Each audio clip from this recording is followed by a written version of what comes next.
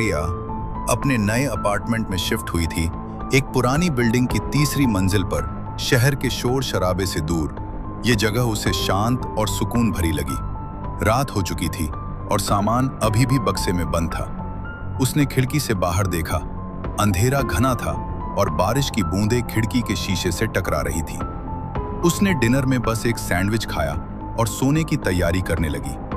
जैसे ही वो बिस्तर पर लेटी, उसे लगा कि कोई उसे घूर रहा है। उसने चारों ओर देखा। कमरा अंधेरे में डूबा था। बस कोने में रखी टेबल लैंप की हल्की रोशनी थी। उसे लगा कि ये बस उसकी कल्पना है। आधी रात को उसकी नींद एक अजीब सी आवाज से खुली, जैसे कोई उसके कमरे में चल रहा हो। रिया की सांसें तेज हो गई। वो डर के मारे बिस्तर से उठ भी नहीं पा रही थी।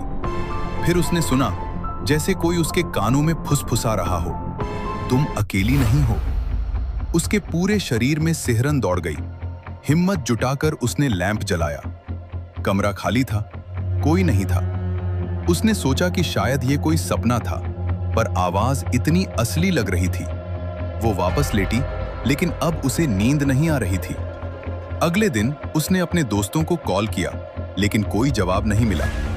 उसने सोचा कि शायद वे व्यस्त होंगे।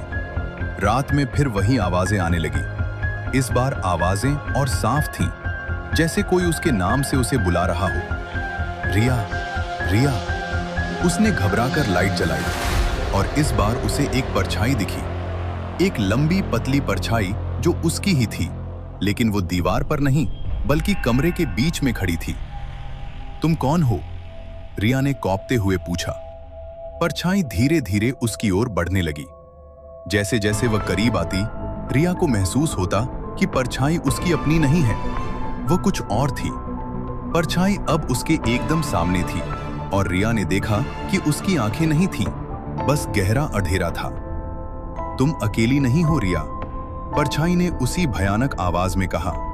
तुम कभी अकेली नहीं थी। रिया चिल्लाना चाहती थी, लेकिन उसकी आवाज गले में ही फंस गई। परछाई ने अपना हाथ बढ़ाया और रिया को छूने लगी।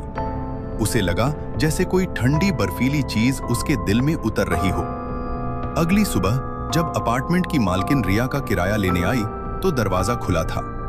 अंदर कमरा खाली था। रिया का कोई सामान नहीं था, कोई निशान नहीं था कि वो कभी वहां रही भी थी। बस जमीन पर एक पुरानी धूल भरी तस्वीर पड़ी थी, जिसमें एक मुस्कुराती हुई लड़की खड़ी थी, रिया। लेकिन उसकी आंखों की जगह बस गहरा अंधेरा था।